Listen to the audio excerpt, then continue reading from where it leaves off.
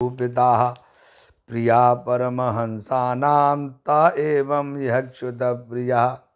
मन में व्यास जी कल्पना कर रहे हैं कि मुझे लगता है मेरा चित्त इसलिए अशांत है कि परमहंसानां प्रिया, परमहंसों की प्रिय लगने वाले जो भागवता धर्मा भक्ति संबंधी धर्म है उसका प्रायण निरूपिता ना, मैंने वो प्रधानता पूर्वक निरूपण नहीं किया है।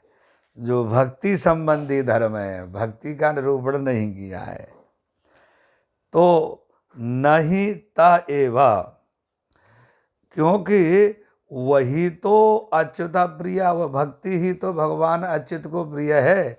इसीलिए मुझे लगता है मेरा चित्त शांत है। तस्सैवं खिलमात्मानं मन्यमानस्य खिद्यत कृष्णस्य नारदो भ्यागात् आश्रमं प्रागुदाहृतम् एवं आत्मनाखिलम मन्यमानस्य।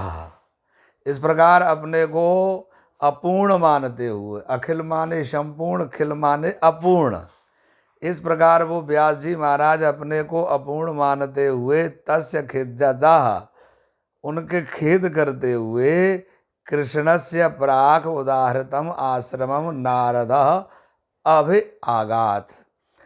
तो ऐसा खेद कर रहे थे कृष्ण द्वैपायन। द्वैपायन कहते हैं व्यास जी को, क्योंकि द्वीप कहते हैं टापू को। टापू पर ये उत्पन्न हुए थे ना, द्वीपम अयनम यश द्वैपायन, यानी द्वीप ही जिसका घर है, जिनका जन्म द्वीप पर हुआ था।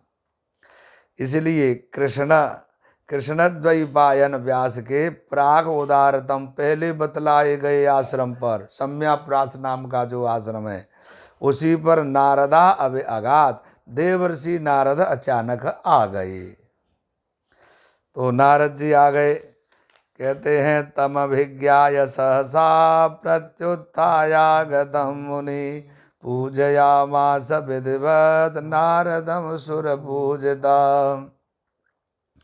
मुनि सहसा आगतम अभिज्ञाय, वेद व्यास के आश्रम पर सहसा नारद जी पधारे ऐसा जान करके व्यास जी प्रत्युत्थान सुर पूजितम तम नारदम विधिवत पूजयामास।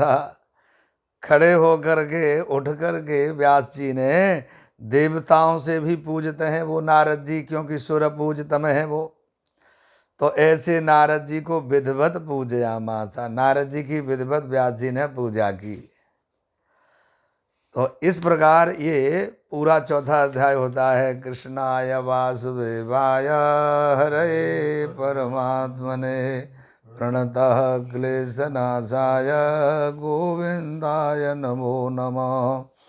कृष्णाय वासुदेवाय देवकी नंदनाय च नंदगोपकुमाराय गोविंदाय नमो नमः। तो कहा, अब देखिए पंचमे अध्याय में आकर के सूत जी महाराज कह रहे हैं शौनक जी थे कि अथ तम सुखमासीन उपासीनम बृहच्छ्रवाः देवर्षि प्राह विप्र